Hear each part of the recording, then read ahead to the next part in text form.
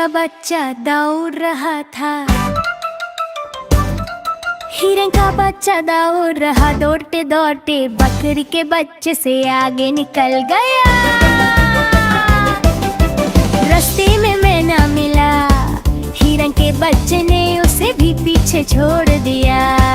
करीब ही एक नाला बह रहा था, हिरन के बच्चे ने छलांग लगाई और नाला पार कर लिया। आगे एक पत्थर पड़ा हुआ था, हिरन के बच्चे का पांव उसे टकराया और वो गिर पड़ा। दर्द के मारे उसकी आंखों से आंसू निकल पड़े।